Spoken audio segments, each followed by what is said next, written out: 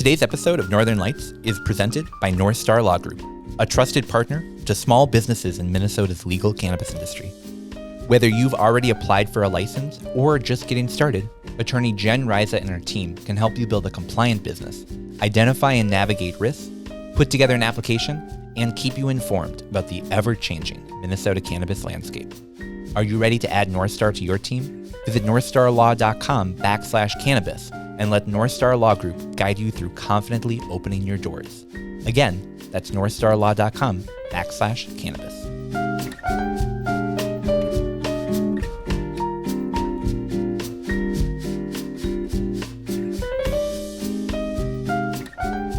Keeping track of your grow doesn't have to be a hassle.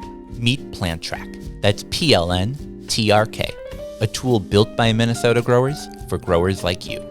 Track every stage of your plant with intuitive progress bars for each phase. Stay on top of your grow with text reminders for watering, feeding, and photos.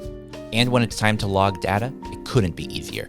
Just scan a QR code or tap an NFC tag to instantly access your plant's details and updates. You can even log your interactions for one or all your plants in just seconds. Ask detailed questions with the AI chat powered by your plant's data and get the help that you need when you need it. It's free for up to 8 plants. Go to www.plntrk.com now and start tracking your grow.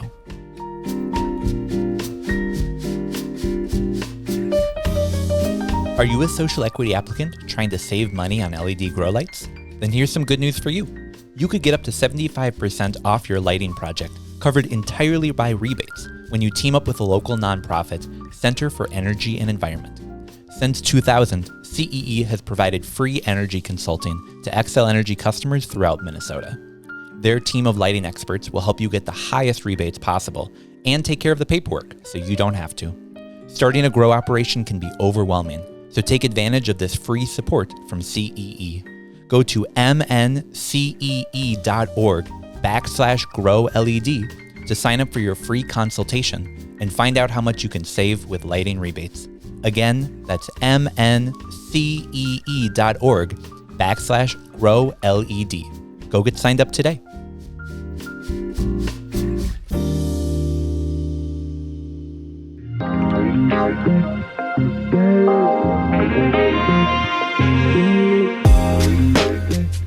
And we're back. Welcome to another episode of Northern Lights. I'm here in the Dabbler Depot studio, along with our studio audience, with Steve and Jordan. How's it going, guys?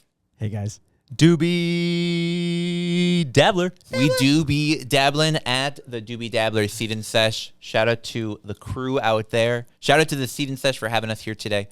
Guys, it's been a busy week in the cannabis community. Yeah, I've seen you. I've only seen you once, but you've been out a couple times this week. Yeah, it's been a lot of talking to people, a lot of listening to government deliberations. It's a lot to break down this week. I'm excited to be able to jump into all of it. Cannabis is a crash course in legislature and action and implementation, and cannabis touches all parts of government. I learned a lot about pharmaceutical labs this week. Okay. Oh, yeah. But before we jump into all of that... Fuck, that's crazy, dude. Yeah. Before we jump into all of that, we've got a couple different news stories we're going to be talking about. Of course, OCM, we're going to be giving you the updates on that, talking about what we know from their most recent press conference and the follow-up from that.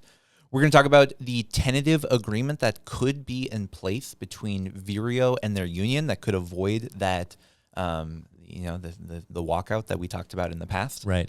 We're also going to be looking at 2 different municipalities and how they're looking at local cannabis ordinances. I'm going to give you a heads up. Not good.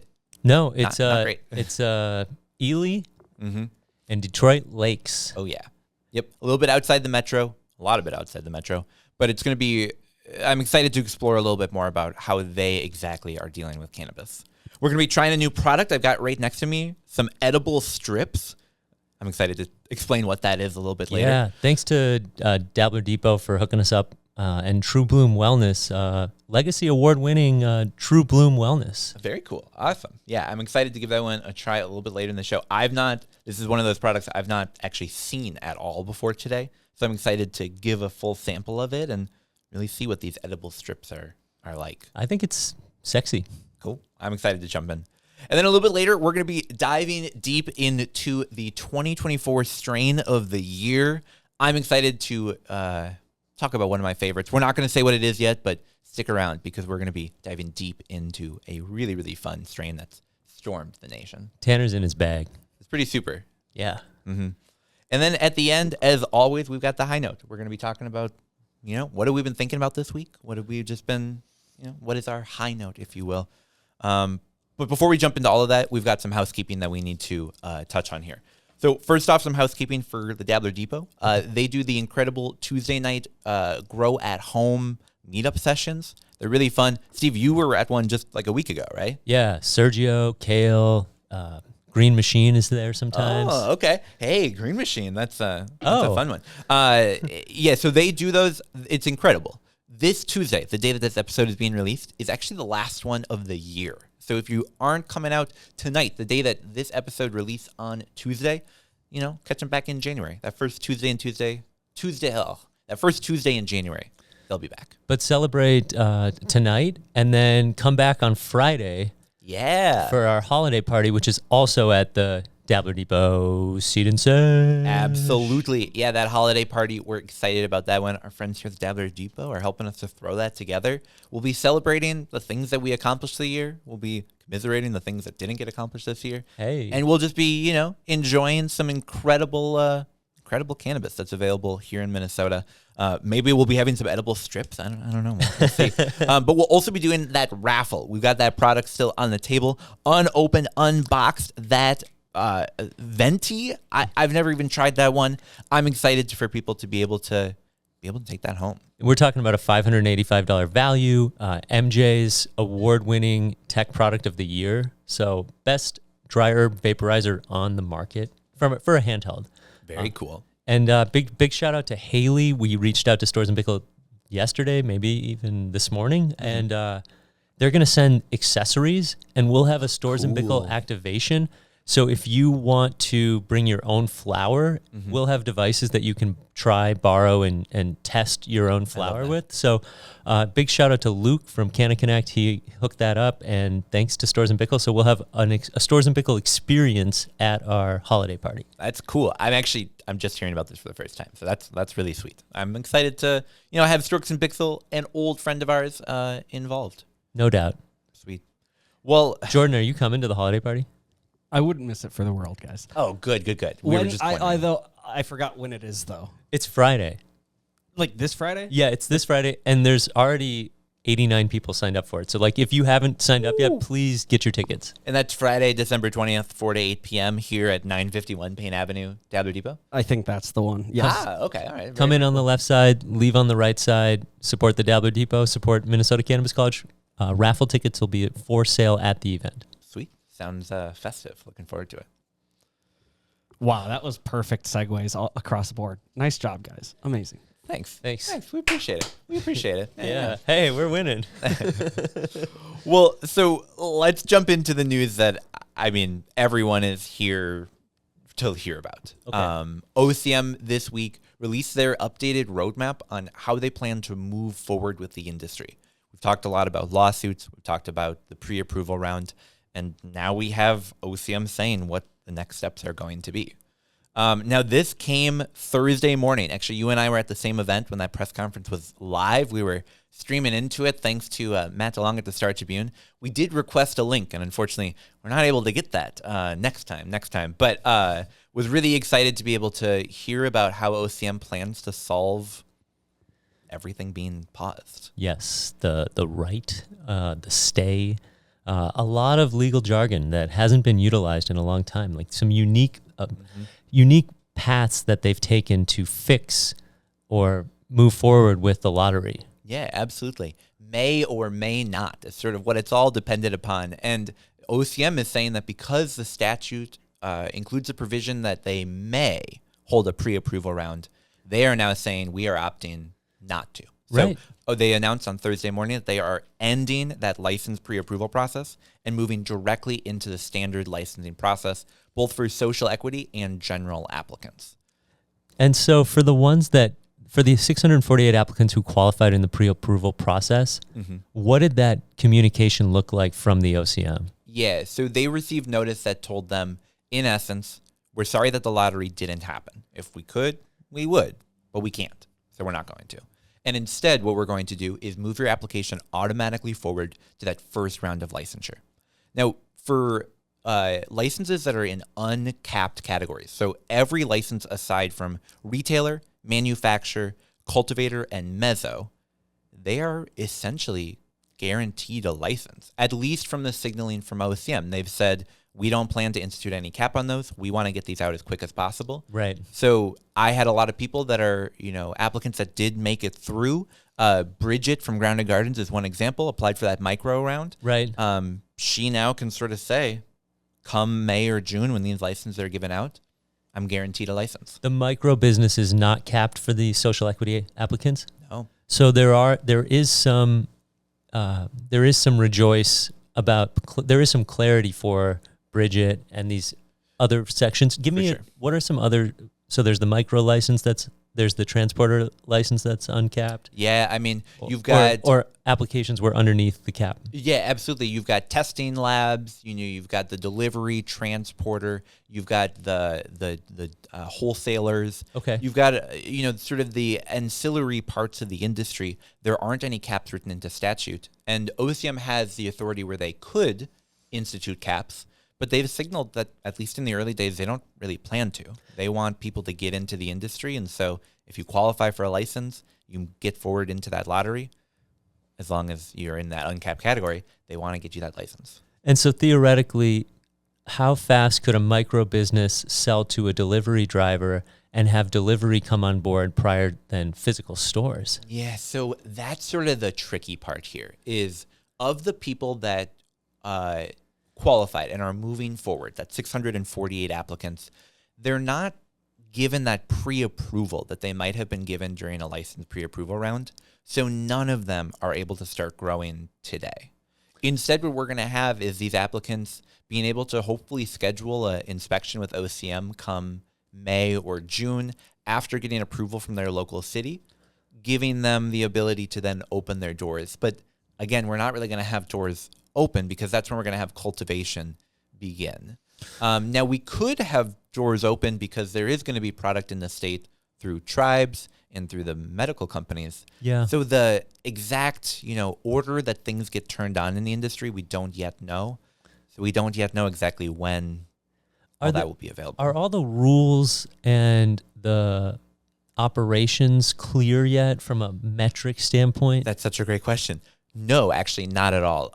OCM released their draft rules back July, quite a while ago.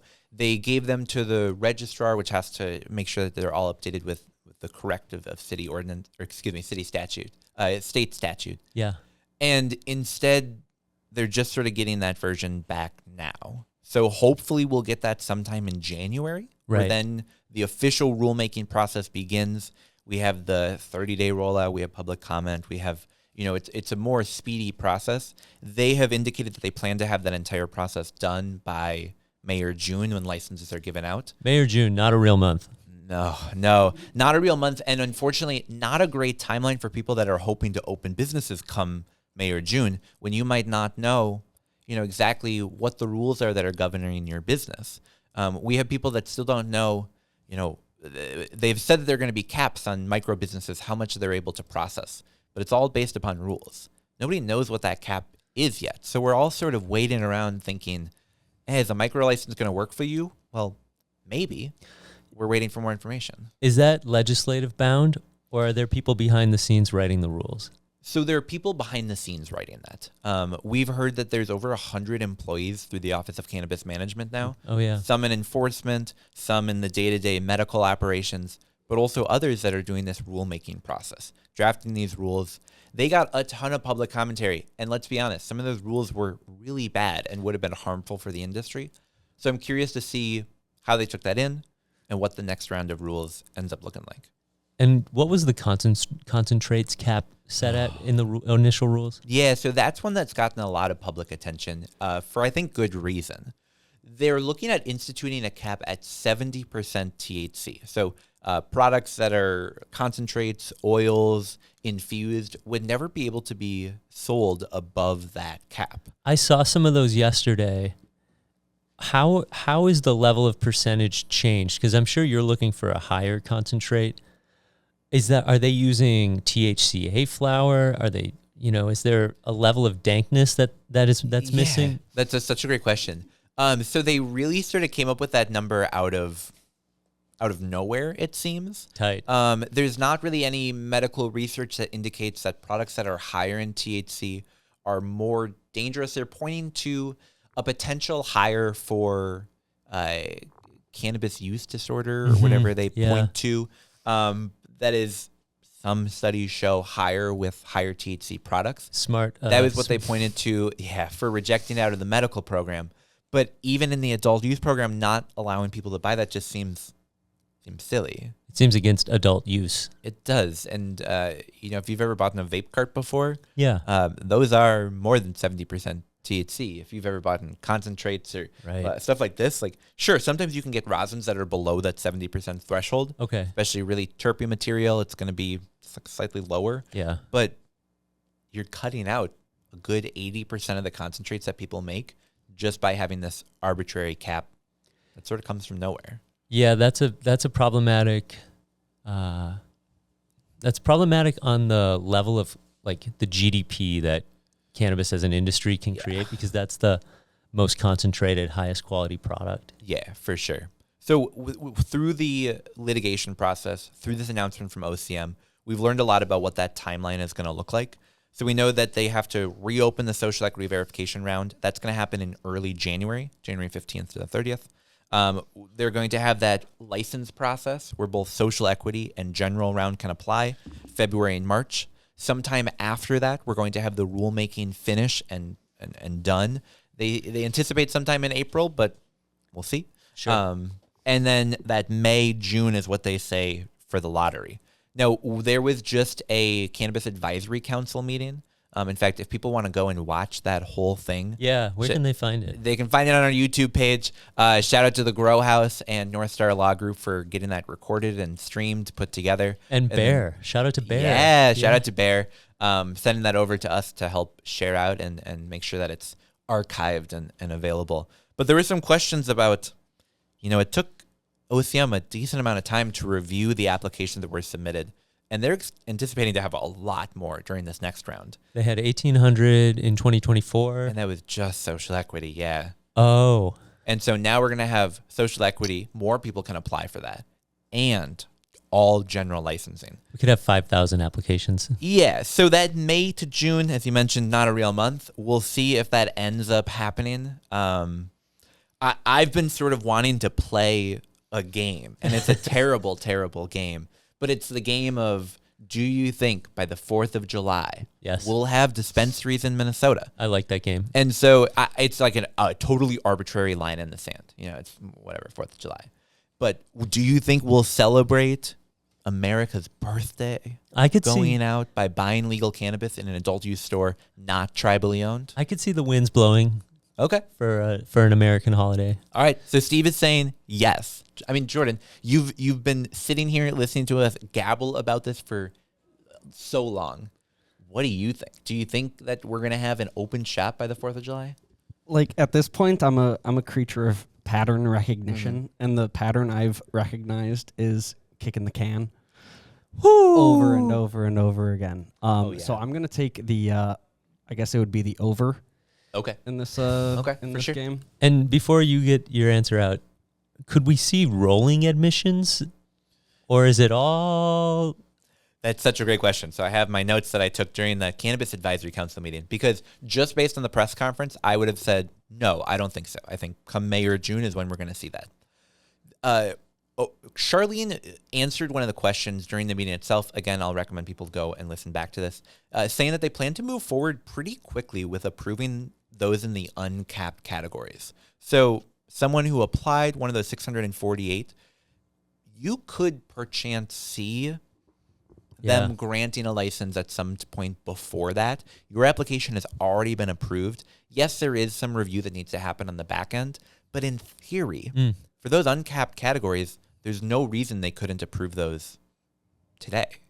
Right. Yeah. Well, and like it's almost like you've got your Delta flight and you're like, oh, I got upgraded. Mm-hmm. And like the government has that power to proceed. Yeah. Because they've been legislatively demanded, written into law to do this. Yeah. So I like that open option to take it off the OCM.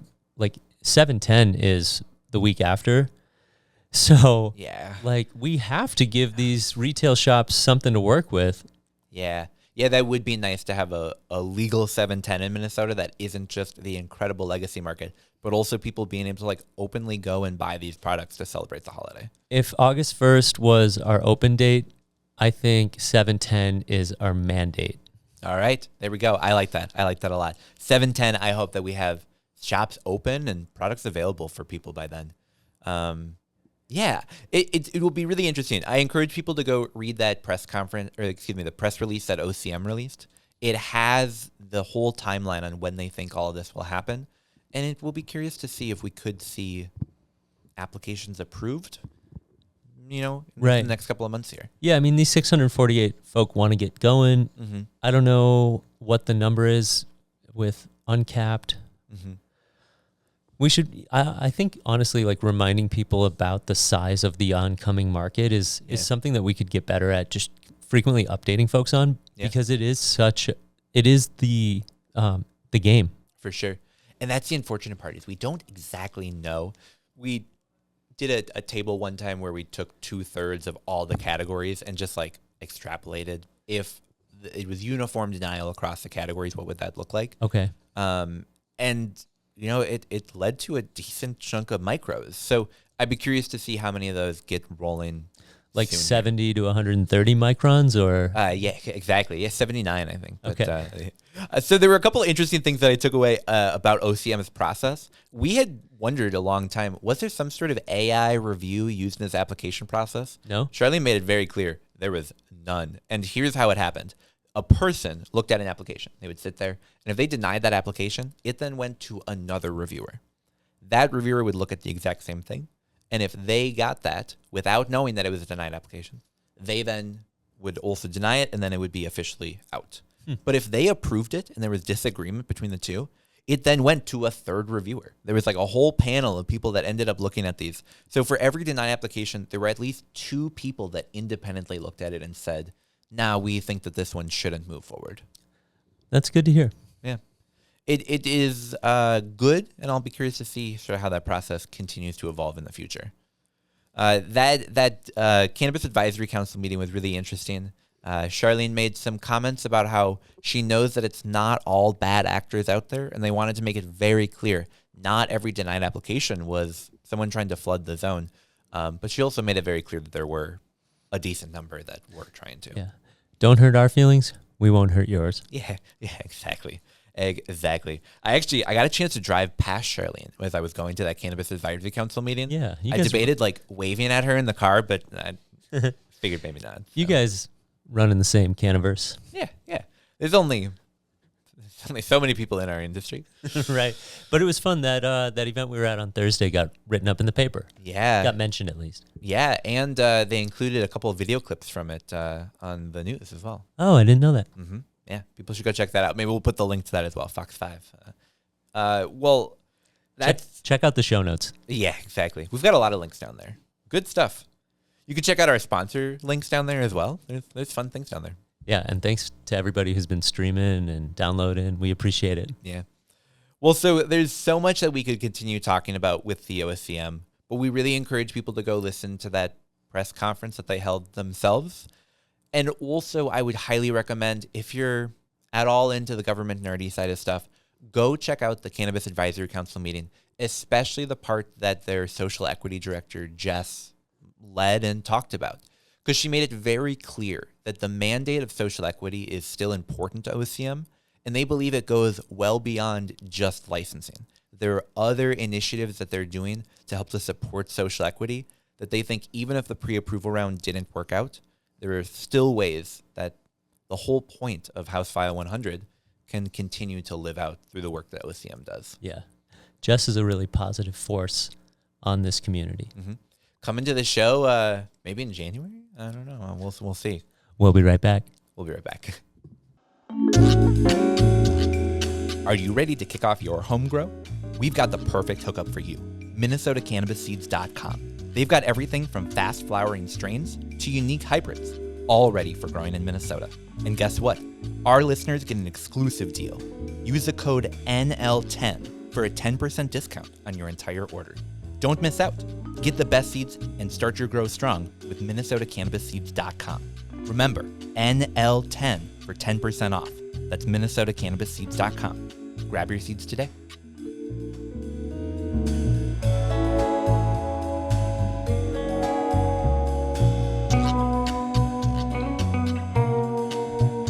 And we're back. So it's another month. It is December now, which means it's time for another seed of the month. Casey, super happy to have you back here from Natural Harvest. How's it going? Hey, Tanner. Great to be back again. Thanks for having me. Yeah, so people remember from last month, we talked about the subscription seed service that you guys have. People got those slurricane seeds. One is likely going in my tent right now. And I'm excited to have you back to talk about the cultivar of the month that we got going on this month. Great. Yeah, thanks. Blue Dream Auto. Okay, So, all right. Pretty exciting strain. A lot of familiarity. Yeah, that's a classic. I heard a joke one time from the grower Danny Danko that said, new growers love Blue Dream. And then there's like this peak where you think you know everything about growing and you're like, I hate Blue Dream. That's a beginner grower thing. And then you get to the other side of that hump and you're like, wow, now I get why everyone likes Blue Dream. It's one of those staple things for a reason. It's one of those cultivars you can always turn to and know you're going to get a product that you like out of it. Absolutely. I agree. And so you said this month is a Blue Dream Auto. Just for people who don't know, what's different from that standard regular seed versus an auto seed? Sure. Yeah. So most of the autos you see, it's mixed with the ruderalis to get it to flower and not be light dependent. Okay. So a lot of like new growers, or if you grow outside places in Minnesota, up north and things where we have a very limited season, it doesn't require a change in the light cycle, which is really great. Awesome. Takes a step out of the equation, makes it a little bit easier. Very cool. Yeah, I've heard before that autos are like such a great entry point for people that maybe have never grown before. Maybe you're a little nervous about like setting the light schedule, which really isn't that hard. But let's say you're looking to figure out what's that best entry point. I think Blue Dream Auto, that's really what I would recommend for people that are looking to really get started. Love it. Yeah, we think the same. And so it's December, which means for a lot of people, it's sort of the holiday time. If people were looking to get some seeds and maybe take that box and wrap it up, could they order these as a gift for maybe a loved one or a friend? Absolutely. Yeah, available on our website, MinnesotaCannabisSeeds.com, and let's go to the subscriptions tab. Awesome. Cool. Well, this is a classic. I'm so excited that you guys have Blue Dream up on deck this month. So excited for people to get those seeds. Even though it might not be a new cultivar to many people, I think it's one of those classics that, like I said at the beginning, it's a classic for a reason. And I'm excited to get some Blue Dream into my tent. Awesome. Yeah, thanks so much, Casey. We'll be right back in just a minute.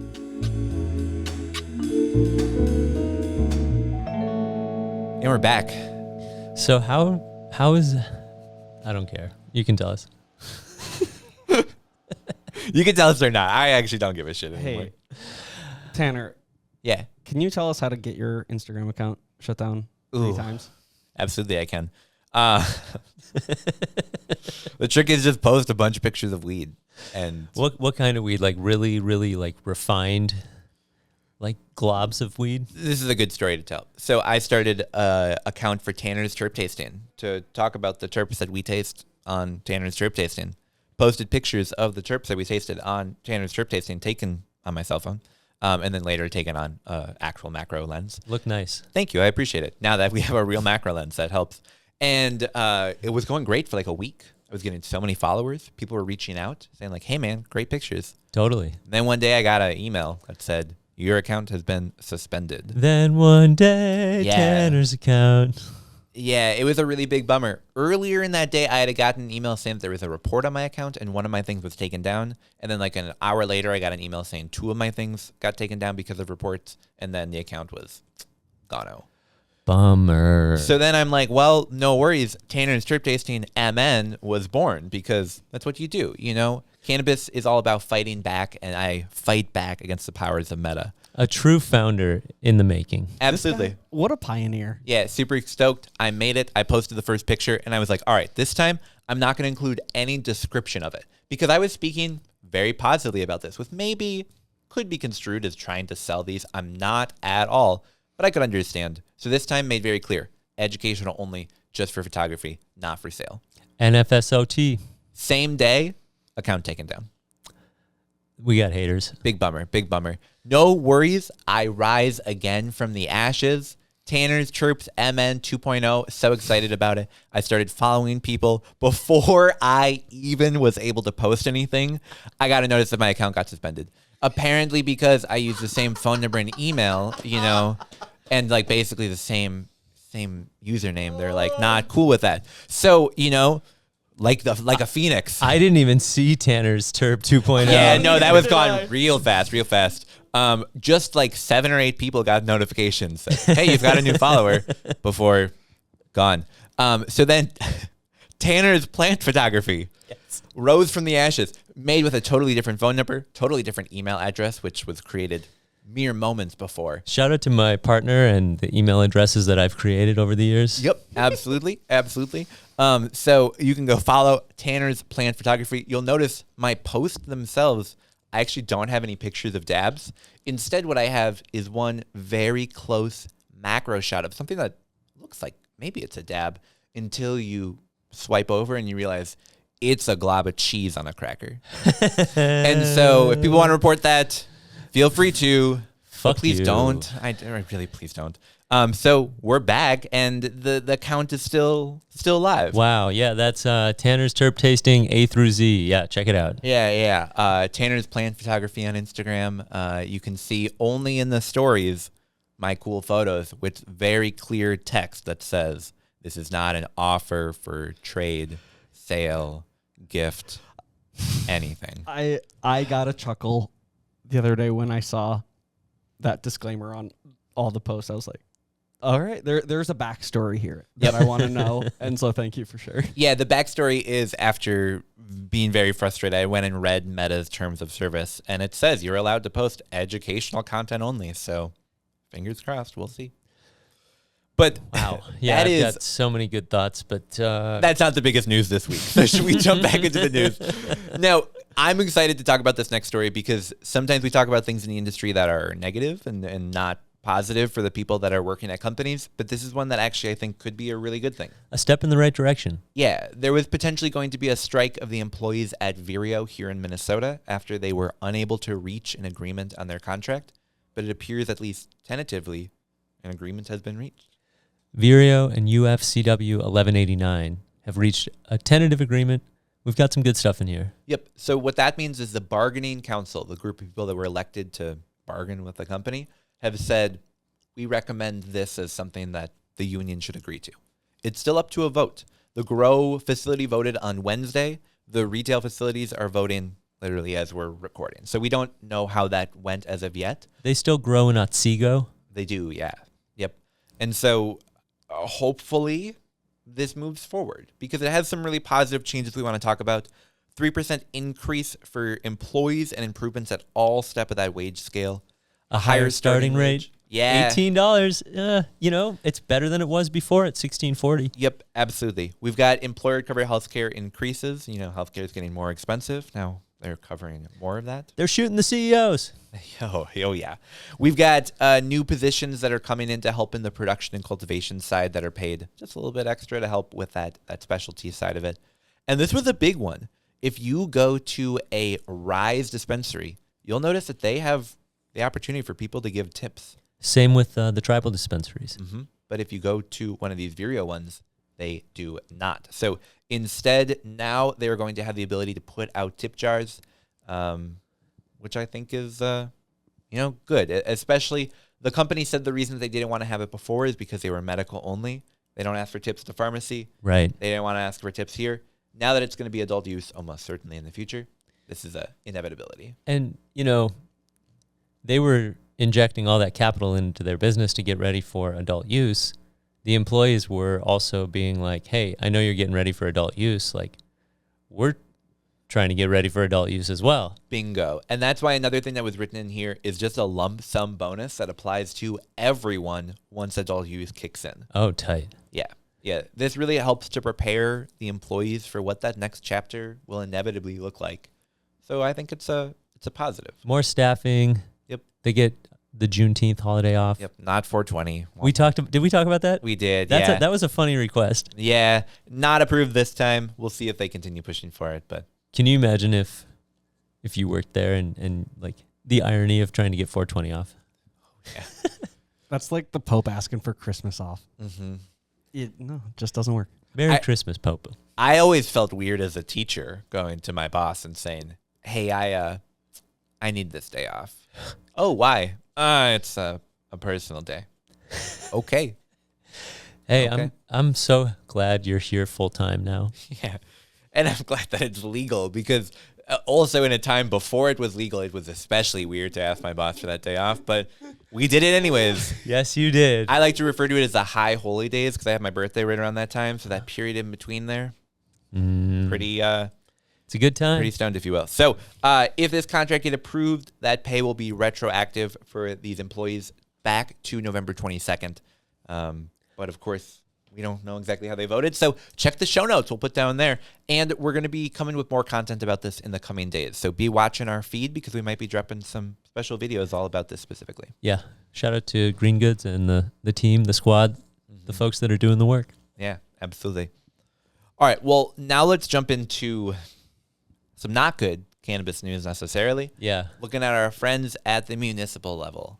We're going to be looking at 2 different cities today across Minnesota that are taking a much more conservative, and by that I mean wanting less cannabis and not less government, approach to dealing with adult use. You take Detroit Lakes. So Detroit Lakes we're going to jump into. They're trying to limit how many shops they're going to have in total, and they're putting a buffer between shops of 5,000 feet. Now, for people who might be running and like, how long is that? That's almost a mile between shops. That means if you have one store, maybe you don't like the prices there, you're going to have to go at least a mile down the street. And they are only really allowed on that one street, on that U.S. Highway 10 corridor. So we're going to have 3, maybe, shops in the town of Detroit Lakes, all because of this. And just to put in perspective, Detroit Lakes is a tiny town. Jordan pulled it up. I appreciate it. 17.5 square miles. Not a big town. Also, Detroit Lakes is a concentrated town because it's on a lake. And so it has a really nice downtown, and there will be no cannabis downtown. Yep. Yeah, so that area where they're looking to have shops is limited to just a 6.5 mile area, and they're going to allow 3 shops. Yeah, that urban area is so tiny, only 9 miles. So they're expecting these shops to be super far apart when we don't expect that of liquor stores or tobacco shops or any other kind of store. So I'm zooming in, right? I'm heading to Detroit Lakes. Yep. And if I'm a cannabis user, by the time Detroit Lakes has dispensaries, I'll probably stop on the way at a better store, unfortunately. Mm-hmm. However, like, they're not preventing cannabis from being consumed in their town at this point. I don't know what their consumption area laws are, but like, it's a way to be really standoffish about cannabis. For sure. And to subtly stigmatize it. Yep. Because you're not accepting it into your community. Yep. You're putting it on the outskirts. And honestly, like, it's a less safe way to do it. It's better when businesses are nearby other businesses because they can help each other and look out for each other. Like, absolutely. This is very isolating. 100% agree. And we saw them take a really restrictive approach to other things as well. 1,000 feet away from a school, 500 feet away from daycare, a park, a playground, a residential treatment facility. They're really looking to make sure that these are not in their town. It will definitely reduce the number of businesses. Yep. And they said that in a positive way, which is insane. So we'll be seeing 3 stores as long as that ordinance continues to move forward as written. So. It's really too bad that they can't accept it for just what it is, and it's a new industry, and it will contribute positively to your GDP. It'll go to taxes. It'll help make your community safer, and you have to let down your guard a little bit, and it's going to be very off-putting. It's going to be very standoffish. From where you guys are standing, what do you think are some of these folks' reservations? I'm failing to put myself, or to be able to put myself into that perspective. For sure. So from what I've heard from a lot of city council members is, in essence, what they don't like is that this was a forced move. Most other states that have moved forward with legalization left it up to cities to say, we do want cannabis or we don't want cannabis. Minnesota explicitly said to city councils, you do not have that option. You have to have at least one shop for every 12,500 people in that city, county, whatever be it. So we've heard from city council members that are upset just at the entire fact that they don't get a choice whether cannabis is in their city. And I think, not that they would have been super open-minded to negotiating cannabis otherwise, but feel especially hurt by the fact that the legislature sort of came in and said, this is going to be part of your community. You just have to figure out where. And knowing Minnesota and how it's been changing, I just saw a ton of Trump signs. I mean, you go up north, and that's what's still up and being promoted. Yeah. So I would hate to see, if we had the opt-out policy, how much more of a cannabis industry we would see shrink. Yeah. So we have really the legislature to thank for not allowing opt-out. Totally. But we have the city council members who feel emotional, or they feel like their ground was stepped on. Or it's predisposition. It's unfortunate. I totally agree with you. Like, it's crazy that there are parts of Colorado where, like, after legalization went into effect, you had to drive like 3 hours to get to a legal dispensary because every town, community around there said no. At least here, you're only going to have to drive a mile, but still not great. Yeah. So, I mean, that doesn't really answer your question, but in essence, it's just they don't want cannabis, and they've been told you have to accept it. So they're trying to figure out what mechanisms do they have to restrict it. No, that absolutely answered the question. I was just like, what is the... Yeah. Okay, and it turns out it's an ego thing. It is. Well, it is ego and modern day reefer madness. Really, it's just Yeah. people afraid of what this does to a community. Mm-hmm. And it was their voice was represented in the testimonials. Absolutely, and we'll put a link to an article where people can go read about that, because there were some really great comments that people made about why these limits are not helpful, and they just opted to move forward anyways. All right, should we jump into the other city? Do you want to tell us what's been happening in Ely? This was interesting. So Ely is a town way up in Minnesota, northern Minnesota, and they are taking an approach of a similar way. But what's interesting about Ely is that it's closer to tribal dispensaries. Okay. So there's going to be more competition there. Okay, yeah. And Ely is also really, really far north, right? Like, we're going up near the Boundary Waters. It is a tiny, tiny town. I think it's like 2.25 mile big. Okay. Like, it's not huge. No, it is. It's known for the Boundary Waters, right? Well, and I'll be honest, if I was going to go on like a canoeing trip to the Boundary Waters, you could have some good cannabis up I'd there. probably want to stop and grab some weed before I go. Even though, of course, you can't have it on federal land, so I would never bring it into the That's right. the Boundary Waters themselves. But you could, I suppose. Yeah, so I found this one really early today. I actually reached out to one of the people mentioned in the story, the one who was pro cannabis, to see if she would be willing to like call in to get her perspective. I didn't check my Facebook messages, but I don't think she got back to me. All right, that's fair. But tell us what's going on. Yeah, so in essence, Ely is looking sort of like Detroit Lakes at how they can regulate cannabis within their city. Now, they're looking to put that border between other businesses, so schools, daycares, residential treatment facilities, parks, and other cannabis businesses, likely to about 1,000 feet away from all of those. The city council was pretty steamed. Yeah.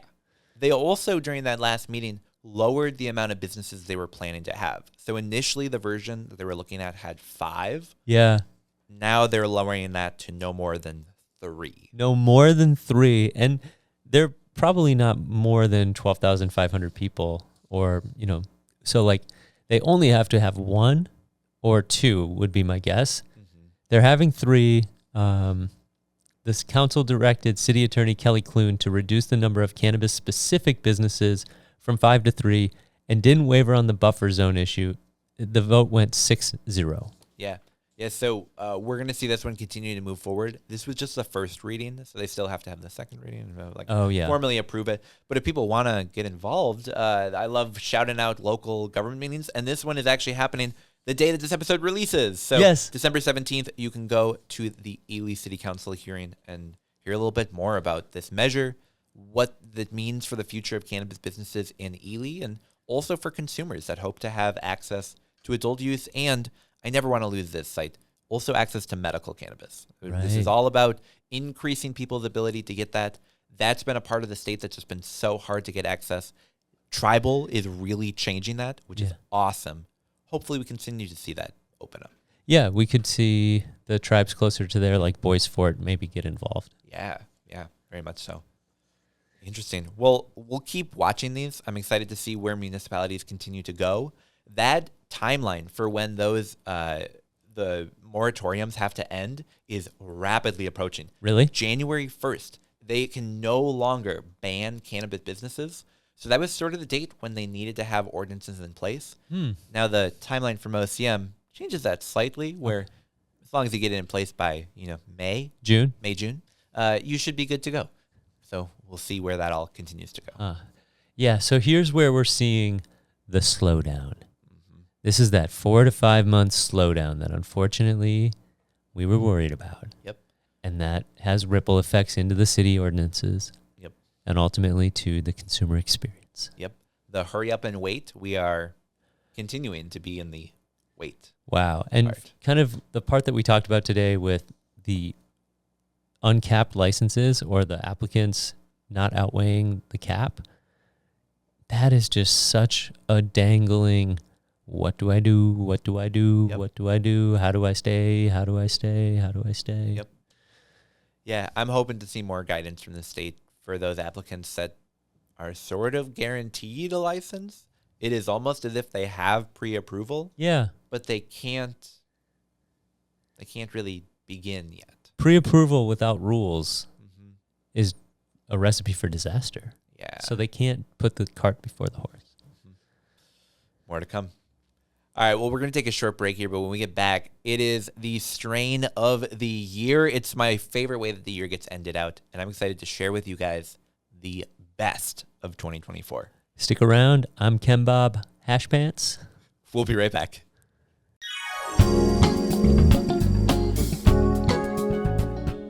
Ever felt like running a cannabis business means running in circles just to get basic banking? Union Bank and Trust gets it. They've been helping cannabis businesses for over 10 years, solving problems like securing accounts, managing cash flow, and navigating regulations. No more jumping through hoops, no more runarounds. Just straightforward banking solutions built on trust, integrity, and performance. That's unionbankandtrust.com.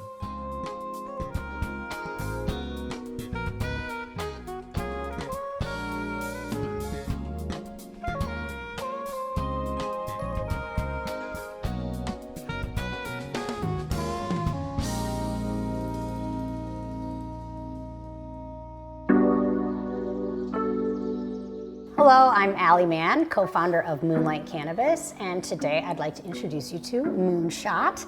This is our newest product at Moonlight Cannabis. It is our first beverage. It has 10 milligrams of THC and 10 milligrams of CBG in a 2-ounce fluid serving. It is wild cherry flavored. Think of like Kool-Aid or a cherry popsicle. It's really reminiscent of that flavor. The combination of THC and CBG is uplifting. CBG is a brain activator.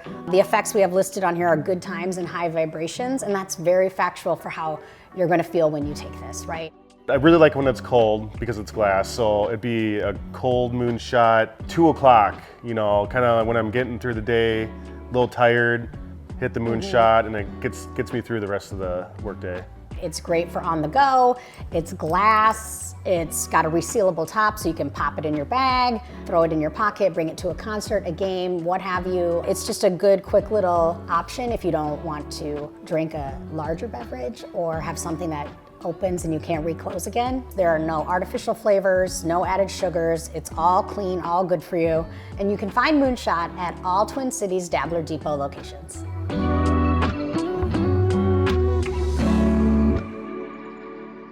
And we're back. All right, Steve. So during this part of the episode, we're going to dedicate it to the Leafly strain of the year.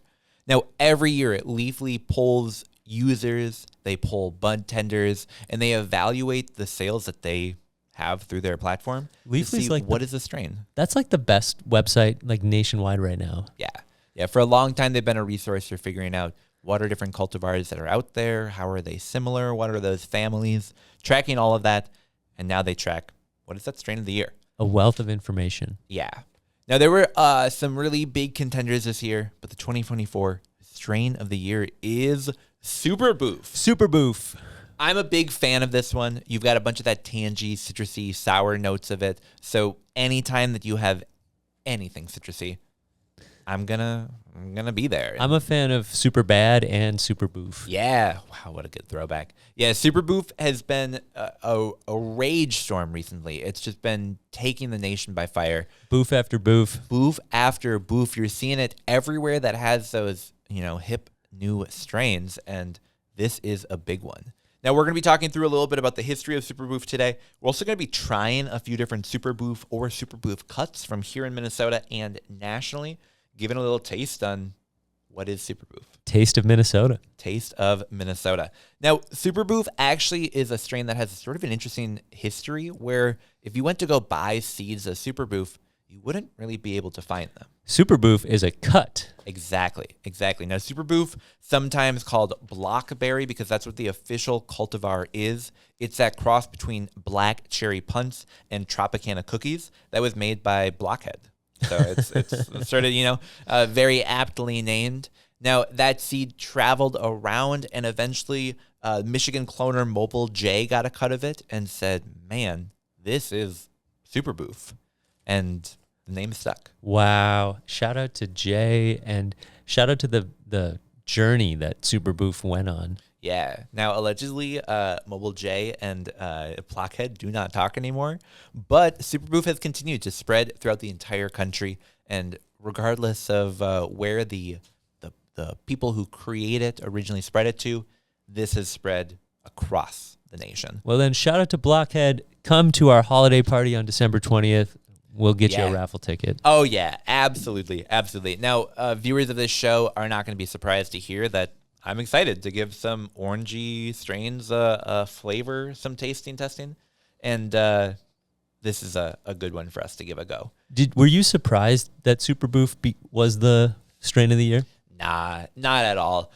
In fact, I'm going to pull up the list here of the backup strains because there were a couple that are, relatively well known. Mm-hmm. We had, Glitter Bomb, Tropical Slushy, Lemon Cherry Gelato. Yeah. Ones that you've heard of before, Zope, Cap Junkie, all ones that are, you see those around.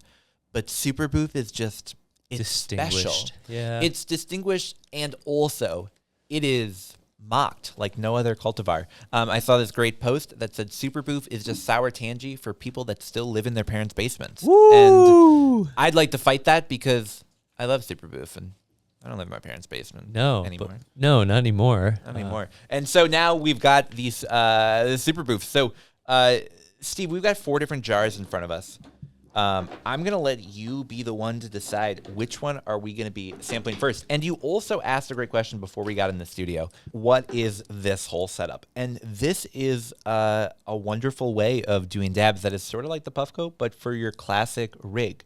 Now, oftentimes people have these nails that you're having to use a flame torch to heat up to the right temperature. Mm-hmm. Instead, this is disorderly conduction. This is a heated coil that heats to the right temperature. And you've got this nail that is going to be at the right temp. Now, generally, you can use Dabrite, some other infrared thermal detector to figure out if this is at the right temperature. But what's nice is by putting this at exactly what you want to do that dab at, you've got a nail that in just a few seconds it's going to be ready. This is fast food. Yeah. So what you would usually do is just rip a dab right away of this. Now, we're going to put this back on the coil, give it a moment to heat back up while we talk through what the 4 different cuts of Super Boof that we have here are today. I absolutely love it. I love this like Ace Hardware style dab setup. It's awesome. Yeah. And I love that the box is 3D printed. It, keeps it fun. Yeah, man, 3D printing, such a cool technology. Yeah. Now we've got 4 different jars here. We've got Blaze Right Super Boof, acquired here in Minnesota. Sure. We've got Ope solventless Super Boof, also here in Minnesota. And then we've got 2 national brands. One, Melting Heads, their Super Boof, and Hashy Gilmore. And I love the name. It's always so funny. They're Super Animal Crackers. So this isn't Super Boof directly, but a cross that has Super Boof in it. Figured it was worth bringing in and giving a sample. Tell me about Melting Heads Hash Co. Yeah, so Melting Heads Hash Co. is a legacy operator, you would say.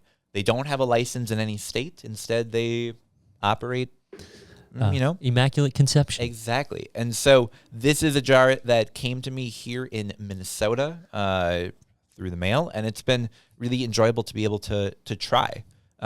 You'll notice when you open that up that there's not a ton left in there, and that's because we've been doing a lot of tasting of that one specifically. I'd say this is my favorite jar. Yeah. This one stands out to me. But I think since this is the Minnesota Cannabis College Northern Lights podcast, we've got to break open the Ope. We'll start with the Ope. All right, well, feel free to bust that one open, give it a smell, and then we'll rip a dab of it. Ope. Ope.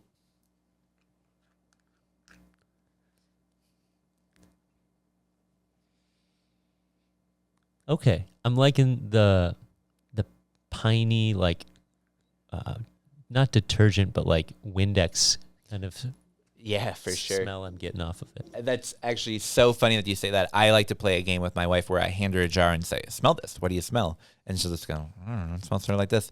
And she very much described it as, it's like cleaner. Like I feel like it's like a Lysol or something where you're spraying like an orange clean on something. Lysol, yeah. Talk about a brand that's became just synonymous with a smell.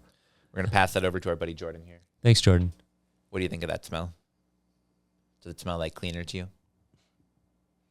Pine Sol. Yes. Okay, there we go. There we go. Cleaner, but it's like that different orange. Well, and the look of it as well, just like looks you in the eye and is like lemony, and you're like, oh, I'm gonna get hit by this Pine Sol. Yeah, Jordan nailed it.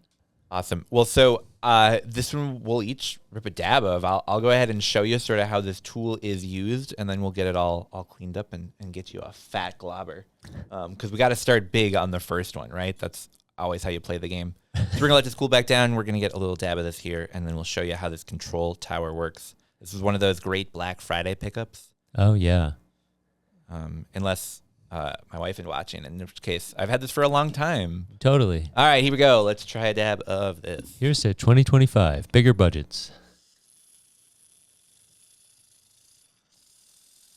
Ooh, that looks great. Nice job, Tanner. Super flavorful.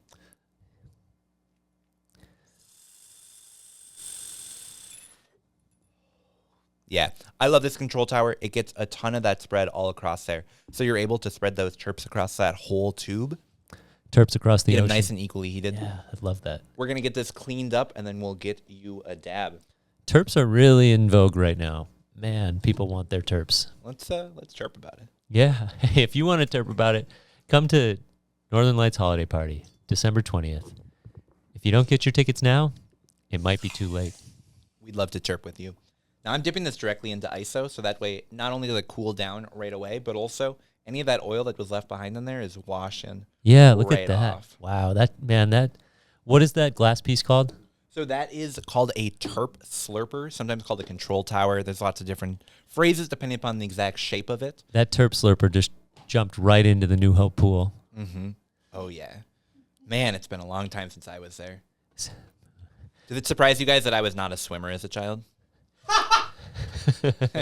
I think we got Jordan's answer. Jordan was very surprised by that. We're not going to pick on Tanner today. It's in the Northern Lights recording session. We have to be nice to people. It's the holiday season. Yeah, it is. Happy holidays. We got cheer in our hearts. Cheers. Happy holidays. Now, I think from a production standpoint, we should pause for a minute because I put no water in here. That was a dry dab. That would have been much better with water. So we're gonna put water in this before we get you a dab because I was warm. Yeah. Ooh, hot. And I was about to check you on this. I was like, should I ask him like what hot dabs are? I was like looking at 500 degrees and like, No, so actually that's a pretty low temp dab comparatively. Mm-hmm. Where like we got no burn of that on there. That was straight boiling of that. And so Wow. it wasn't too bad. It just would be better. You took it like a champ. I appreciate If it. it was rough, like I wouldn't have told. We had two choices. If we either power through or we say, man, I did that wrong. Let's try this again. And so we just powered through. So I'm going to get some water. When you're happy and you know it. Take a dab. That was a good one. Bingo. All right. Now, Steve, that was an incredible dab of that ope. You get to decide. Do you want to take a dab on that control tower or do you just want on the puff mill? I will head to the control tower. Here we go. All right. So what we're going to do is we're going to wait for this to get back to that perfect temp. We're going to give it a little minute here. While we do, we'll get a dab put on the tool here for you. Yeah, in the meantime, stick around for episodes over the holidays. We've got one coming up that we're really excited about that's going to be very terpy. And, just have a great holiday season. I know the Christmas holiday and the New Year's holiday are right smack dab in the middle of the week, but hopefully you make the most of it. Enjoy your weekends.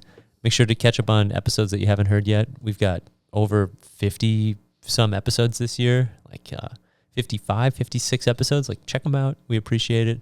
And thanks to Tanner for all the dabs. Oh, man, thank you. It was so cool to see that end-of-year recap come out and see there were thousands of minutes that people streamed just through our podcast. There were thousands more hours that people listened through YouTube.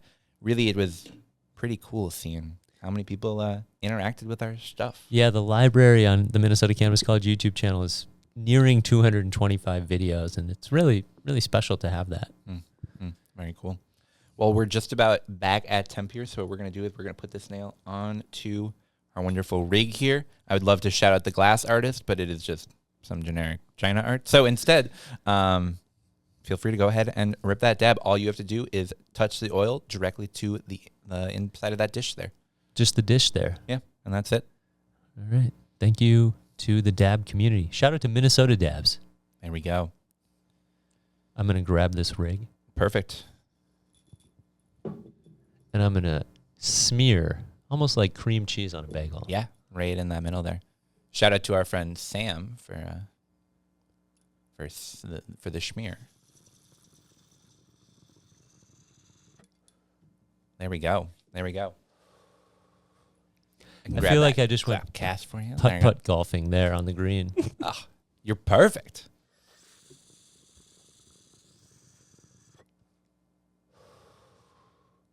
Big dabs. Oh. This one's for Clem. Oh. Shout out to Dr. Clement Dabney. What an OG. He's a cool guy. Made the top 100 people to watch this year in Minnesota. Not just cannabis, but Minnesota St. Paul Business Journal, or MSP. Yeah, pretty cool. Shout out to people in the industry that are just kicking ass. Yeah, Clem stays busy, stays working. That's the recipe for success in this game. Absolutely. Now, I really love that ope solventless. I think it's delicious. Now, I get a little bit less of the citrusy and more of like that light creamy, which I think is still really good. I'm a big fan of this one. In fact, this is actually the second jar of the ope Super Boof that I've picked up. The other one is empty. So that's a good one. I can see why. Yeah. But now let's move on and let's give another one a try. I'm going to get this cleaned up here, and I'll let you sort of pick which of those should we check out next. I'm scared of Hashi Gilmore, but if Jordan's into it, I could see Hashi Gilmore coming up next. Jordan, do you have a favorite Adam Sandler movie? That's an excellent question. I do. I think I do. My favorite line is, "Are you going to the mall today?" Wait. Billy Madison. Right. Okay. Yeah. I was gonna say I think of it all the time when people say that word. it's a ridiculous movie. Well, this is a ridiculous jar to match that. Hashi Gilmore is a brand that I've been seeing a lot more recently, and all of their jars, I've got a couple more that are not Super Boof, I'll show you later, are all Adam Sandler on the front of them in some ridiculous costume or making some ridiculous face. And this one is him dressed as an animal cracker with a little animal cracker face. Yeah, we'll do the whole camera bit there because this is a jar worth looking at. Tanner's Plant Photography 2.0. Check it out on Instagram. Oh, yeah. Jordan, can you be a ghost photographer? Is that something in the industry? Ooh. Bingo. There we go. Ooh, I like that. Give this one a smell.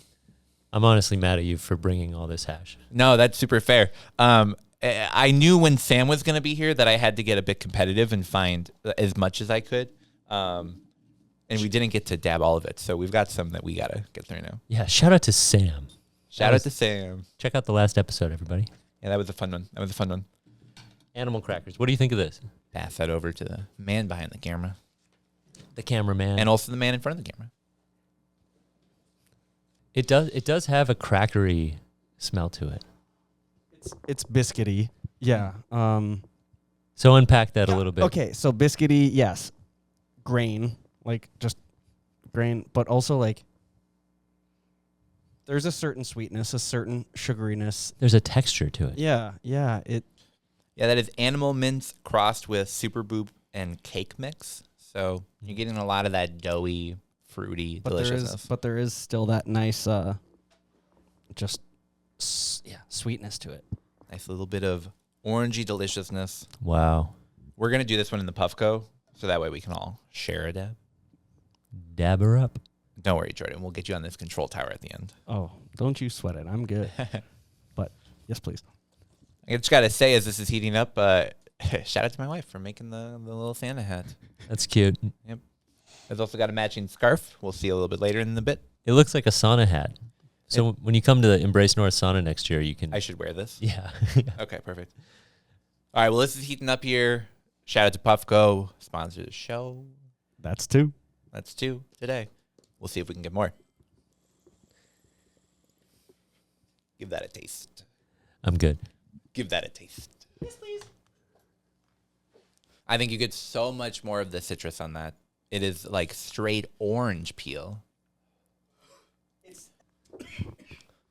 Oh, yeah, the I can coffee. smell it. It's definitely more, citrus zest. Zest. When you like, Yeah. Spritz. when you twist the peel over like a cocktail. Yeah, absolutely. As they say on Northern Lights, it's not peer pressure. It's just your turn. Is that a new T-shirt? Oh, I have it on a needle point at home that a friend of mine made for me. Do you? Yeah. I want to buy the nice long sleeve graphic T-shirt from my local coffee shop, and it has like a thick gilded material. And I think where we need to take design is to patches. Okay. All right. I like that. I used to be into patches back in the day. It probably doesn't surprise any of you guys. I was really inspired by like the military fatigue look. So I had like an old military jacket that I had patches all over and thought I was so cool back in 2010. Tanner, do you have a favorite country of military fatigues and a certain favorite style? Oh my gosh. So I don't really know enough to be able to say that definitively because I just sort of came across this one jacket, I think even at like a thrift store, and I just went, man, that's my thing. Almost certainly inspired by Lindsay from Freaks and Geeks, a TV show from the 90s, where the main character wore also, if I recall correctly, a military jacket. Indeed. Now with Bob Marley patches all over it, that was just uniquely Tanner. But Shout out to you, man. You've done a lot in a short amount of time, and we all get our inspiration from somewhere. Absolutely, it's the fun of this industry is we can all point to this plant as we all got inspired somewhere by this. Yeah. Somehow. Thanks, Sarah. We got two more left to do. We've tried the Ope, we've tried the Hashi Gilmore, we've got the Melting Heads, and we've got the Blaze right left. It's okay if we just smell them and talk about the differences between the aromas, but I'm going to rip it down. All right, perfect. All right, so let's do the Blaze right next because the Melting Heads is my personal favorite. We saved that one for last. I got this one at a pop-up locally here that I was excited to go to. There's some really cool artists that were making pizza, really cool tools, and this was delicious. Now you can see we've gone, there's not 2 grams in there. It's mostly gone. But this stuff was super tasty, super delicious, and I think just such a true representation of what Super Boof is supposed to be. You read the description of being that like sweet, not candy fumes orange, but more of that like creamy, cleaner orange. And I think this is so spot on to that. When you say that, I think of like those little wrapped candies that would be in your like great aunt's bowl, like creamsicle. Exactly. Exactly. That's what I'm thinking Exactly. when you say soft citrus. Yeah, Absolutely. With like a little bit of zest to it, a little bit of creaminess to it. because it's potent. Yeah. I'll hit the control tower on this one because we got to use it while it's in the studio. Great get, by the way. Yeah, thank you. Shout out to Black Friday. Or, again, Sarah, I've had it for a really long time. So this Super Boof, we'll go ahead and get the control tower all ready here, and we'll give a taste. I just love anything that is on that sweet side. I feel like it's been all the rage these days, and that Leafly 2024 verification just proves that I'm not alone in liking this. I can get the hate for it, and that's okay, but I'll just be over here with my orange strains and having a good time, feeling uplifted. Yeah, shout out. All right, we'll get this on here. We'll give it a second to get right back to that right temp, and then we'll jump in. So a Dabrite is essentially like a heat thermometer, like a temp check. Exactly. Clear you for takeoff. Exactly. What I love is you can have it just like a couple millimeters away from this, so that way you know you're going in at the perfect temp. Instead, we're sort of doing this the old school way, if you will, where we're Chris Berman, feeling it with our hands and not letting that machine ever get higher than 500. 500 degrees. We'll give this one more second, and then we'll go on in. Because we still got one more to do after this. Can't take it too hot because we got more. Here we go. Super Boof.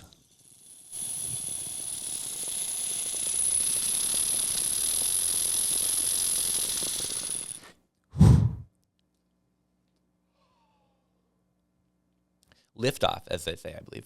Wow. Big ups to Super Boof. Yeah. And just as it comes across on the nose, that is creamy. That is delicious. I'm a big fan of that one. Yeah. I really like seeing this as the strain of the year, and to have a connection to this hasher is pretty dope. Yeah, it's been cool over the last couple of months, year. So really connecting with a lot of people who are doing really incredible stuff in Minnesota. That, let's be real, I've been doing it for a while. Mm-hmm. But now I'm being able to hear more about it, see it posted about on Instagram, and be part of it. Producer market. Shout out to the amazing community. We'll put that in there, and we'll take that away. That's nice. That sound, we should get the mic up on that next time. That Yeah, this is like a very sensory experience. yeah, we're keeping it mellow, keeping it cool. Yep. I love this. That way you know it's getting clean between everyone. And actually, my nail just like lives inside of here when I'm not using it because I don't need to be using it. Why not? Yeah. Keeping it clean. Let's get this box shut. There we go. Keeping it dabs. I love this. I'm so happy this is a strain of the year. If we were in here with some gassy thing, I'd do it, but I'd be bummed. I'd not be as happy. Yeah. No, you're right. I'd be smoked out. Like I'm enjoying the smell. Like that's one of the best parts about being around people smoking hash is like just the exhales are so vivid. What do you think it says about our community that time and time again, generally speaking, it's more of the energizing, uplifting strains that people are gravitated towards? Yes, there have been some really good gassy stuff that has won in the past, but oranges it's trendy. I mean, just think about how we enjoy oranges in our culture. Like it's really a nice terpene experience. Yeah, you said uplifting, and I'm like, what comes to mind is like I'm kind of tired of being tired. Yeah. After big like heavy things, and like, but this is like accessible and nice, and like, it's nostalgic. Yeah, I really like that because it's it doesn't feel gatekeepy. Totally. Yeah. No, I like that a lot. I just think this is so cool. So shout out to the community for another year of Super Boof. Yes. Oh, It reminds me of Super Bowl, and it's coming up, and I hope there's some good Super Boof Super Bowl parties. do you guys think the Vikings will be in it this year? Is that real? It's real. It's as real as we want to believe. Okay. All right. That's fair. I'm choosing not to believe because anytime I do, things just. Okay. Oh, I got a high note. Oh. Ooh, all right. Would you guys be surprised to learn that I actually don't like eating oranges? I really don't like that flavor. Okay, pardon the like expression, but like sometimes the juice just isn't worth the squeeze. Like oranges, a lot of times can be pretty hard to peel. They can give you the resistance, and it's like I mean, even I don't like orange juice. I just don't. I don't really like the flavor of oranges in the food that I eat. Do you like tomatoes? Sometimes, yeah. Yeah, I do. You like tomatoes. Okay. So, and that's the thing is maybe that would be my New Year's resolution is that next year I'm going to come to like oranges. No. Well, You get it. You get it. You've gotten oranges at the highest level. That's true. There we go. The oranges that Jordan's talking about are I know what they are, and I don't like them. I'm a clementine guy.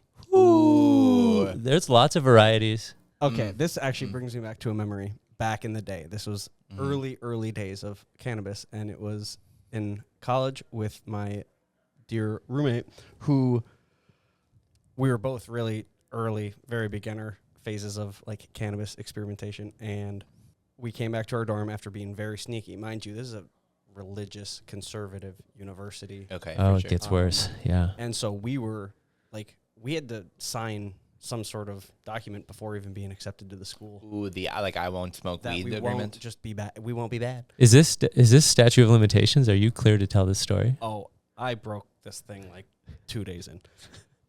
But They're gonna kick you out. they're gonna revoke the diploma. But so we come back from like cartoonishly sneaking back into the dorms after like going into the woods and far, far away to just enjoy a tiny little bowl, small amount of weed. And we come back. By the time we make it back to the dorm, we're like, oh, well, a little bit hungry. We go to the fridge. We see just these big orange bag of clementines. And I got to tell you, the explosion of juice flavor, like that first slice, you peel it, you're like anticipating it, and then you put that thing in, you bite into it, and it's just Like a flying saucer. it's insane. I have a vivid memory. Will you bring Of the- some to our holiday party? I'll try some. All right, I'll set a little reminder for myself. Yeah. Okay. We'll have fruits. We'll have bags of fruits at the holiday party, At least a couple oranges. and maybe some apples.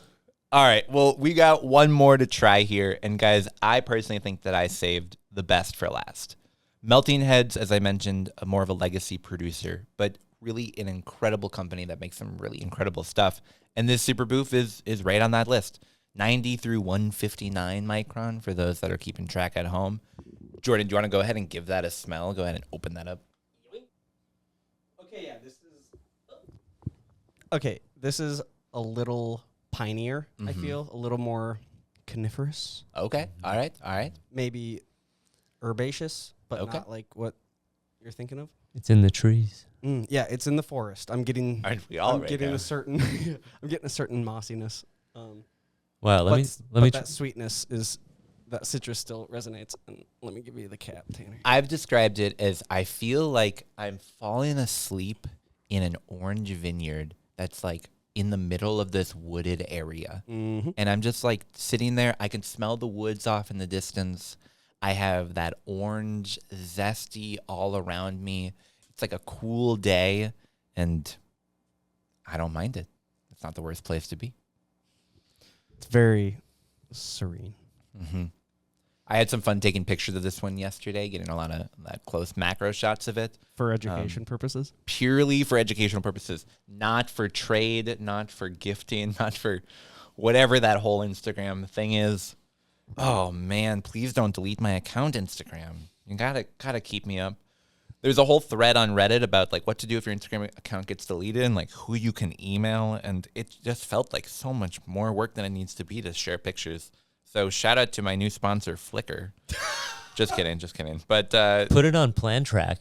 oh, there we go. That'd be really cool. In fact, that is what I should be doing with all of this. Unfortunately, I don't think I grew any of this. Not yet. Plan Track. Make hash software. That'd be sick. All right, so last one that we're gonna be ripping here, our last sort of example of what the 2024 Leafly strain of the year is. I'm so excited. Let's go ahead and jump right into this one. Jordan, do you like eating oranges? I mean, generally. Like, I'm a child in the way that I would prefer them peeled for me beforehand. I love that so much. I used to go to Cub and see like the of the produce that's like pre-peeled and think like, why would anyone ever buy that? Like that's twice as expensive, sometimes even more. And now, God, I do it way more than I care to admit. Give that a taste, Jordan. I think you're so right that you get more of that like piney, woody to this, but I love that coming together with the citrus. I like the fruits of the labor that hash provides. Oh, yeah. I mean, it is just such a recognizable feat to get your product into hash form and to have people talk about it on broadcast is Totally. it's a talent. Small batch, hand washed. Like that's meaningful. That is a cool thing that continues to exist in our industry. And I hope exists, even as commercialization continues to come into Minnesota Yes. So and the rest of the country. yeah, that's great. They are really the craft market that you need to support during the holiday season. Mm-hmm. I saw this the sticker that I thought was really funny, and it says, "Dispensaries are for tourists. Support your local plug." And, True. Shout out to the local plugs. Yeah. And also shout out to the many dispensaries that hopefully will be coming online very soon here.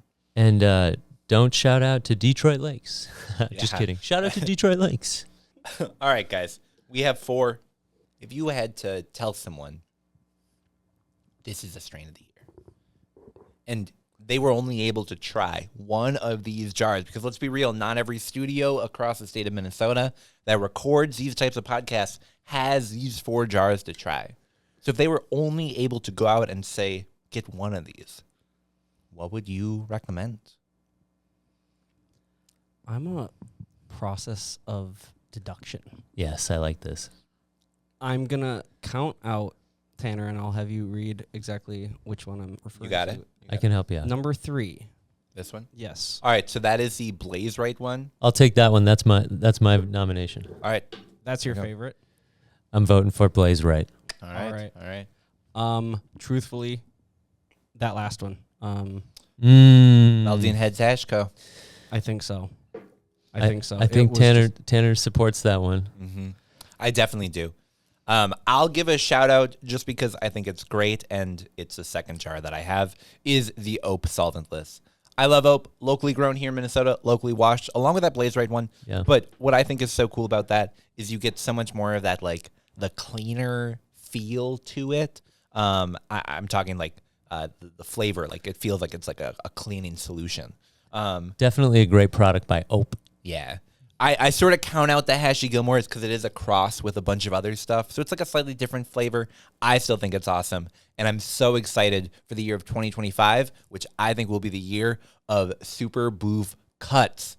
This year at all the different cups that were happening across the country, Skittles crosses were winning so well. Skittles. Super Boof is the future. Yes.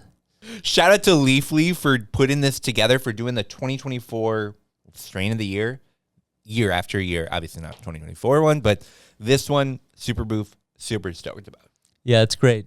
Big ups to leafly.com. Support. Check it out for all the strains, cultivars. Yeah. Now, we've been trying a lot of concentrate products, but we're going to take a short break here. When we get back, we got one more product that we're going to try. This one, an edible that people can buy across the state of Minnesota, and a pretty unique one. So I'm excited to give this one a go. But first, we're going to take a short break, so we'll be right back.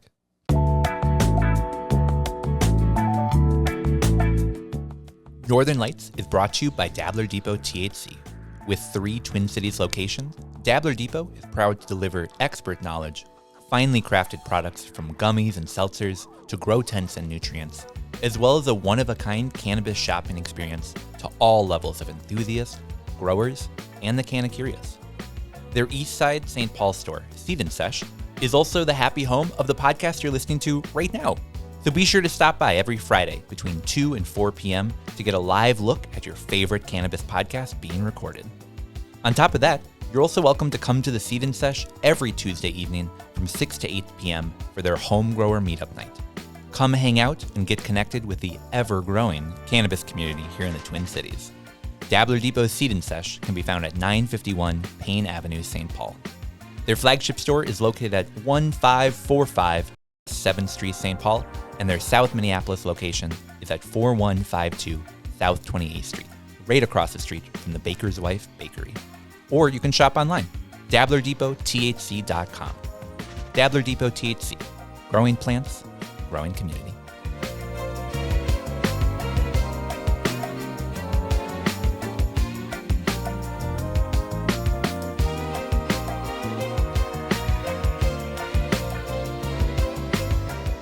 Northern Lights is brought to you by the Winter Beer Dabbler, Minnesota's premier craft beer festival. The winter weather will be upon us before we know it, which means the best beer party of the year is getting closer and closer. Join your fellow hardy Minnesotans at the Minnesota State Fairgrounds on February 22nd, 2025 from 3 to 6:30 p.m. and enjoy unlimited samples from hundreds of breweries, cideries, and other yummy libation creators. With general admission, early access, and designated driver tickets available, there is an opportunity for everyone in your crew to have a brew-induced blast. For tickets and more information, you can visit beerdabbler.com/festivals. Winter Beer Dabbler. So, Minnesota.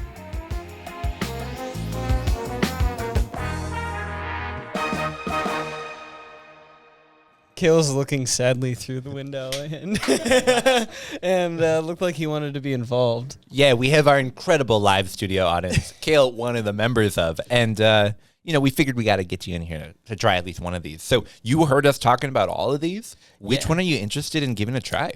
Let's try. I think I gotta try. Who's this? That is Blaze Right. So a local company. Just in a pretty simple jar, but some pretty great terps. Let's give this a shot. All right, feel free to grab your tool. You can take as much as you'd like. Sweet. And then I'm curious to hear your thoughts on the 2024 Leafly strain of the year. So you guys were doing him out of both. Okay. Yep. Any dry rips or? Only accidentally. Only accidentally. Yep. Awesome. Yep. Rough. I don't need that much. People, dry rips are all the rage these days. Especially on the Puffco, people have been hitting that a lot. Definitely not as popular on the rig. That's for sure. But I will say it's true that you lose a lot of the flavor in the water. And so it's cool to every so often just get that straight flavor rip and go, oh, yeah, this is what this tastes like. So we've got our floor model Zenko, courtesy of Seed Sesh. Sweet. So it's really loud. I'm sure you can hear it, but we'll get Should a we good hold dry it up rip. to the microphone, get some ASMR if we can. I keep calling it ASMR, but it's... I think this one's been dropped, so this one rattles a little bit, but it hits perfectly fine. I dig it. Yeah, I've heard people talk about this before where it's sort of like you're drinking your terps. And Yeah, there's actually another model that has like a glass tube all the way to the top, and so you could put a beverage in it, and then the smoke would lay on top of that. But wow. That's cool. some Super Boof. Would you like some? Meant in a positive way, right? I would love some, absolutely. It's way louder than it should be. So they also have a model of this where you can put a pen in there, right? Like a standard like 510 threading. Yeah, just a 510 thread. You'd screw it in. But they have the ceramic and the quartz coil. So this is on a medium heat setting right now on the ceramic coil. I think you get a little bit better flavor out of them that way. Man, that's really flavorful. I like it this way for that. And there's other attachments too that come with like a bubbler and things like that too. But then you're prone to like spilling, but it actually sits on here pretty well. You can kind of play with it and it's not going to fall over. You shouldn't break it. That's pretty cool. Yeah, wood. exactly. Well, so are you happy that's it? Because I've heard mixed reviews on it. People are excited about this being the strain of the year. Some people say it's boofy in a negative way. I mean, I've had a lot of local folks who've been growing Super Boof this year or other Super Boof crosses. And then, I've also seen some washes where people are washing Super Boof with other stuff, and I've liked them all. So I think it's really good. I think for a local, like, just a white label on here, like, it's kick-ass. It's really good. If I found this locally through my own means, I'd be pretty thrilled about it. I mean, all of these other ones have super awesome packaging, and I'd love to try them, but I shouldn't. But Awesome. Future Great, segments. great Super Boof. So this is Blaze Right? Yeah. Yeah, shout out to Blaze Right. Super good. Sweet, man. Well, so I'm excited to have you come in, give that a sample, be able to talk about the strain of the year, but also I have you in to sample something else. Oh, yeah. Now, you guys have a new product here that I've never really seen in the cannabis community, but I remember 10 years ago standing in the line at Target and looking over and seeing like these breath mint strips that you put on your tongue and they just dissolve right away. Yeah. And you're telling me that that's what this is, but with cannabis. Yeah. So so these are actually from True Bloom, and Pam stopped by last Friday and dropped these off before your guys' session, and thought they were super cool. So cool, in fact, that we don't have the other ones, but we don't carry them yet, but these are coming to market pretty quick. But in the state of Minnesota, these are not meant for under the tongue because Minnesota, we don't allow any sublinguals. Absolutely. So you're going to want to chew this thoroughly. I'm probably not going to use it as intended. But inside, it comes in these little individually packaged strips. And these are kind of fun. Yeah. So you could tuck this in, a book as a bookmark. Yeah. And take it wherever you want. But Or I could even see slipping a couple in your pocket for Absolutely. going to an event. And so they're great for compact use. The big thing with these is they're going to be 5 milligrams THC, 20 milligrams CBD, and 10 milligrams CBN. So this is actually their sleep or their rest. And so this is to emulate kind of their gummy line as well. And more on that wellness side, they're going to add ashwagandha, some magnesium, and stuff like that to help with rest. I'm glad we're taking at the end of the episode then. Yeah. It's a small amount of, it's not a small amount of CBN. 10 milligrams of CBN is actually quite large for an edible product. That's pretty cool. So it's super easy to open. The package slides right open. You basically just tear it apart. And that is an edible strip. Yeah, and I believe they're made with fruit predominantly, but to get them that thin. In fact, let's take a little peek-see here. Yeah. 'Cause I'm always curious what kind of stuff people are putting in their edibles. Yeah, you've got pectin, you've got water, you've got color, natural flavors, you've got the cannabinoids themselves, some sucrose. I always am looking to see if there's gelatin and stuff, but these are vegan and yeah, I'm stoked to give these a try. Sweet. All right, well, cheers. Cheers.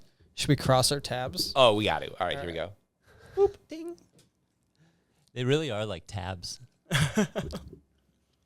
Wow, they really are. Like it is Yeah, a so plastic strip. initially you get fruit. And then you're going to start to get some vitamins. And for the first time too, this is one of the first products that they've actually added cannabis terpenes to. So you're going to get some of that terp profile as well. I think they use it definitely to cover up some of the flavor of the vitamins in there, but this is a wellness product overall. I actually really like the taste of that. I like this one a lot. Wow. It's so funny how it literally says in the packaging, place strip under the tongue for best results. Minnesota residents consume it as an edible and chew thoroughly. It's a funny little caveat there. You didn't chew, did you? Oh, yeah. You're breaking the rules. There we go. Now we shoot it. Wow. So I really like the flavor of that. That's such a different experience than a gummy or a chocolate or so many of the other types of products in here where it felt at first, and I don't mean this negatively, sort of like putting a piece of plastic on your tongue. Yeah. And then it just dissolves and then it's gone. It gives you the fruit roll up on the top of the mouth, at the bottom of the tongue kind of feel where it kind of gets stuck. And then it slowly dissolves. And when you're dealing with nano too, they do use nano in their gummies as well. Yeah. You're going to have that onset a lot faster. Mm-hmm. So I'd be curious to see what somebody who normally takes a tincture would think about a product like this. Cool. So I think that's it's a cool thing that they're bringing into the market, and it's definitely something unique. We saw Clem's seasonings and a lot of other innovative products, but now we got strips. Yeah, that's very cool. Yeah, I'm excited to learn a little bit more about these and to keep trying these and to see sort of how I could use it in my life. Of course, chewing them only, but thoroughly. And I say this not negatively. I feel like in my mouth I just ate one of those Flintstone vitamins. Yep. Where I can taste a little bit of that vitamin flavor, but it tastes really good. And I could see myself going in for 2, 3, more and more of these. And Absolutely. Even Yeah, them no, sort of like candy. they're cool. I think in conjunction with all of their other products, they're really creating a super solid wellness lineup. And they have a good budget range of gummies too, you know. So they're really pushing the bar, and they are from Minnesota originally too. So very cool. So True Bloom, people can find their products at Dabbler Depot location. yeah, the strips might be coming soon. It might be a little bit. I'm sure they've got to go through some more compliance hoops and get them out here, but you could probably see them by the new year. So Well, we love trying products even before they drop on the market and being able to give them a sample. That's a fun one. We're going to be taking that one home. Yeah. Awesome. Well, Kim, thanks so much for joining for that. We're going to take a short break here. When we get back, we have the high note, ending out our week and our year. So stick around. We'll be right back. fuck you.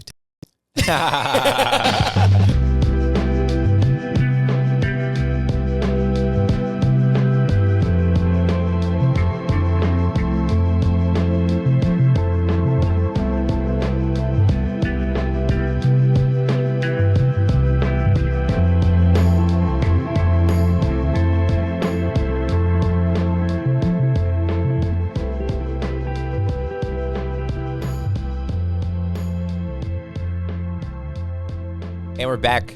All right, guys, the high note, finishing out not just the episode, but also the year. What are the thoughts that you guys have as we're finishing out 2024? What is your high note? Who wants to go first this week? Steve, you take it. I'm going Vikings, Packers. Okay. I'm thinking about the holidays. They play on December 29th, All right. 4 days after Christmas, 2 days before New Year's Eve. Mm-hmm. Really a good time for a rivalry game. Okay. All right. Turns out it's at US Bank Stadium. Oh. They call that the People's Stadium. It's not. It's not. That's the lie. You're not allowed to smoke weed there. You're not allowed to smoke weed there. It's not like the other places.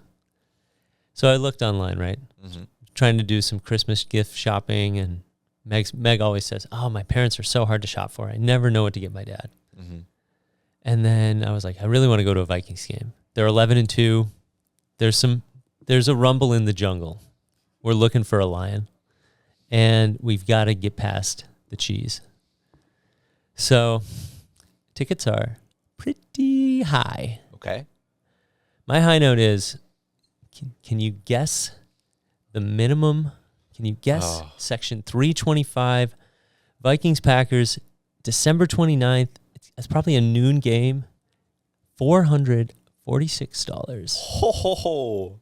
and 44 cents. And for reference, where is section, what'd you say, 328? It's high. Sounds like it, but Wow. like- So I just went to a Minnesota Frost game. Shout out Minnesota Frost. Sat in like the fourth row, Mm-hmm. and it was a $70 ticket, and that was like the expensive seats. For sure. 400 smackaroos for one. 446, Damn. and I didn't even click to see if that was with fees or without fees. Wow. But here's the thing. Markets go up and down. Mm-hmm. And we'll see that up and down with the cannabis industry as cultivation comes online. Mm-hmm. Right now, it's peak hysteria. If you bought Vikings Packers tickets right now, while we're recording this, we don't know if the Vikings are going to win. But last night they played the Bears. Okay. And you can get into that game right now for like $135. All right. It's a Monday night game. But again, way up in the nosebleeds. My honest guess would have been like $120. Like that's Right. I was going 220 max. No, we're in 2024 where, the Vikings are playing the Packers, two really great teams. Unfortunately, it's a limited market. And when you cap seats, you increase price. So if we have more micro growers, we'll have better selection. You could have like an ounce of some really good concentrate, or you could spend an hour watching people throw a ball around. An ounce of some of the best concentrates. Yeah, I don't know. I think I know what Tanner's choosing. Maybe we're the ones that are out of touch. Maybe I think the NFL, they know what they're doing. These stadiums, they know what they're doing. Oh, yeah, that doesn't include popcorn, cheese fries, The $22 12-ounce beer. hot dogs. That's insane. Well, and such a bummer that like Good luck getting to one of those games. Like that's No, yeah. Totally went out the window. But like honestly, wouldn't you rather just be at home? You've got the commentary, you've got the 4,000 camera angles, you've got the 18 instant replays per minute. Yeah. Or just spending time outside. yeah. That's a great idea too, you know? That's a great idea too. You're talking about like moving the TV outside so you can watch the game out there. It's way too cold for that these days. Yeah, this is not the Florida Cannabis College. No, not yet. We're up north. We're up high. We are way up high. Speaking of high, Tell me. Tanner. Ooh, all right. So I came across a news article over the week that I read the headline of and went, oh, wow, I'm excited to read about that. And then dove deep in and was disappointed. So I'm going to read you the news article headline. It's from NPR News, published on December 9th. Green gold. Booming demand for greenery sparks illicit trade in northern Minnesota. I read that headline and I went, oh, weed. Super stoked. However, I missed the word holiday greenery. Who's Now- that's a captivating story. What are they talking about? Now, I was raised Jewish. We did not have a tree growing up.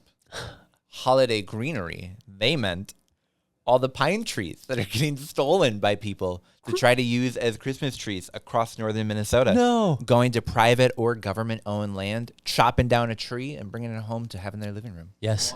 Did you guys know that it's like a felony to steal a certain amount of trees in Minnesota? Yeah. And so can't be stealing those spruce tops. I feel like that's such a northern Minnesota issue. It is, but it's an issue. Going on government land and doing things you're not supposed to do is an issue all over the country. What we have as a commodity on government land is coniferous trees. Well, so I just thought it was interesting. I was reading through that article and I went, this is not about weed. Wow. Wait, this is not about weed. And then it occurred to me, there's other greeneries that people try to buy aside from this greenery. You know, three trees would run you right around $446. Oh my God. Ooh, wow. Yeah. That's a lot. However, you could grow 3 cannabis plants to probably make more than that. And you can track them on Plan Track. Check. There we go. There we go. Wow. Jordan, what have you been thinking about this week? It's been more of a group think with some colleagues here at Dabbler Depot, and we were trying to talk about what type of style hot dog, or glizzy as we call them, Ooh. is the best type of glizzy. Shout out to the glizzies. And then the conversation grew and evolved, and we got talking about if there was a trademarked Minnesota style glizzy, what would be on that thing? Oh, okay. I think you need... We live in Minnesota, so no. So I would put the bread, and then instead I would put a layer of wild rice down. Stay with me. Okay. You then have your dog or whatever. You then put tater tots all throughout there. Mm-hmm. And then you put a layer of cheese on top. And then I think you take that, you put it in the oven, and you sort of bake it for a little bit so the cheese gets like melty, and you have like this nice top on it. And then, yeah, I don't eat corn dogs, so this is not a good question for me to answer. You essentially landed on what we. Okay, all right, that's on. pretty good. That's pretty good. Yeah, we were all about the tater tots. The wild rice is a fun little added. Is it? Yeah, I don't know about that, but I used to eat. This is college days. Bread with rice and a little bit of soy sauce on it, and that was sort of the sandwich, and it's not bad. The glizzies and corn dogs, I mean, I think the Chicago dog is coming back. There's a restaurant right around my neighborhood that just revamped their whole menu, and they've got a big Chicago dog, Italian beef. I could go for it. But what would you put on A Minnesota dog. style dog? If you could create the Minnesota style dog. Yeah, I'd do Hormel.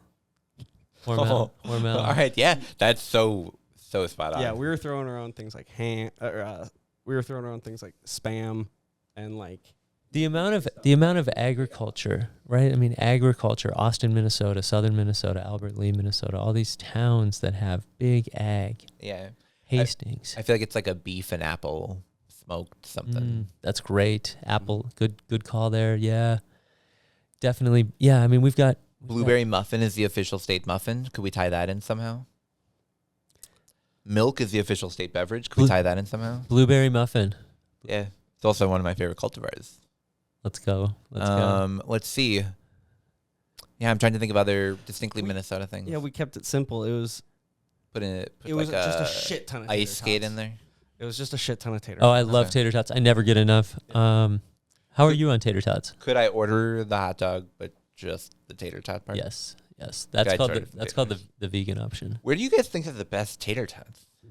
Show me. I honestly think a lot of places are not delivering. Okay. You know, if people have been listening to the show for a while, they know what my favorite place for French fries is.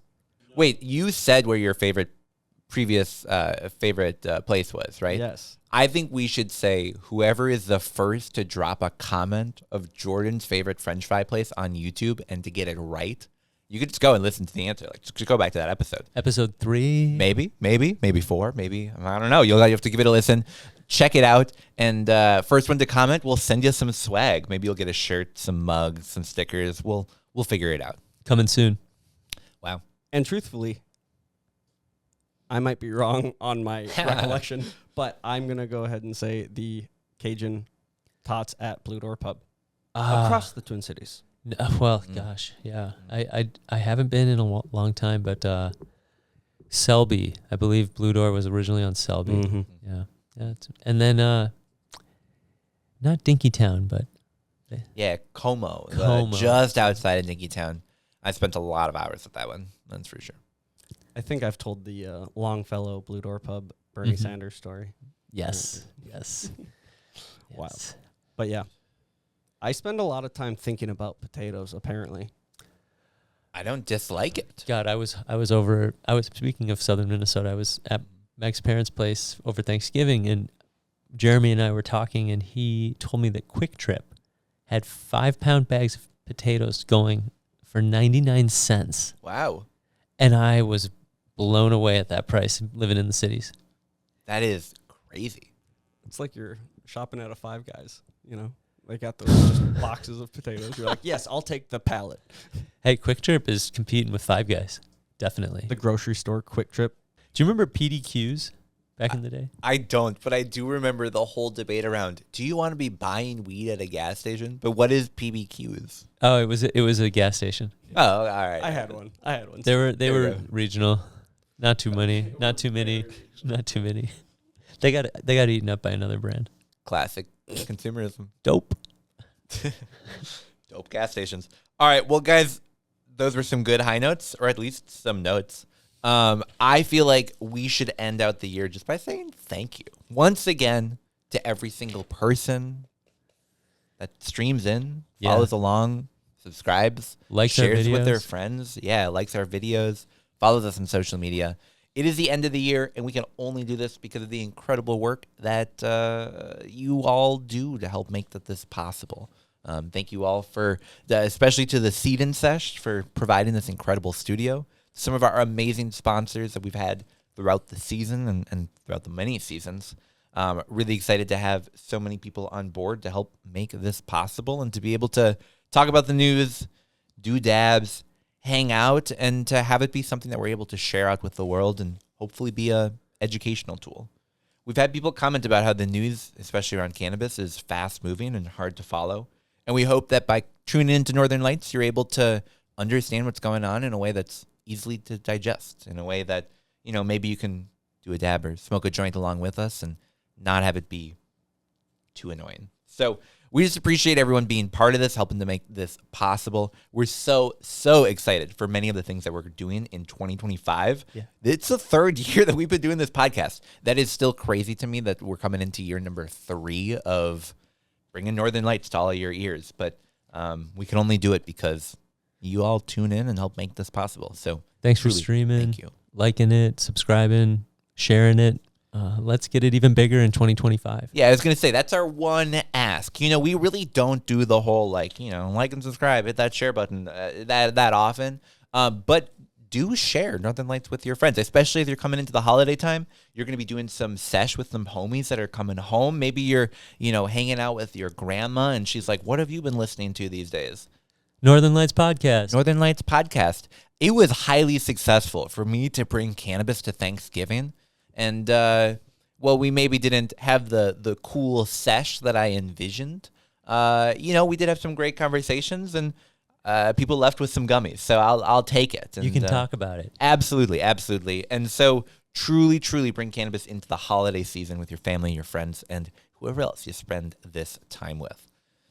Happy New Year's, y'all. Yeah. We are taking a couple weeks off.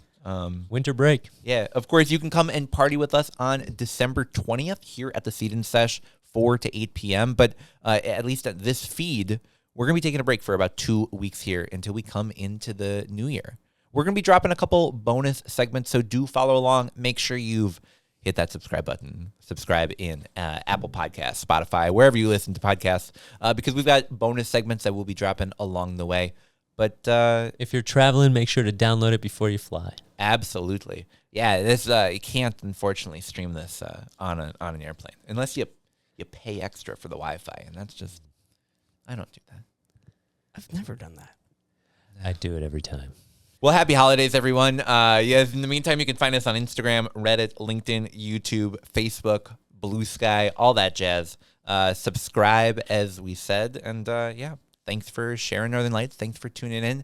Happy New Year's, and we'll see you in 2025 for, I'm sure, one of the most exciting years that Minnesota cannabis has ever seen. See you next year, y'all. Peace.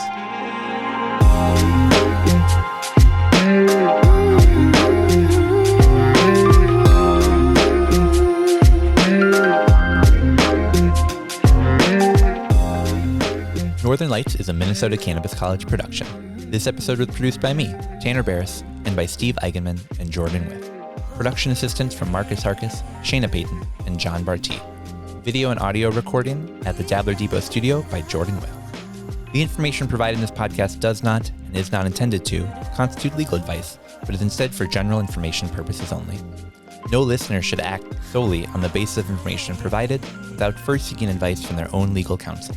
The views and opinions expressed in this program are those of the speakers and do not necessarily reflect the views or positions of the Minnesota Cannabis College. Please listen responsibly.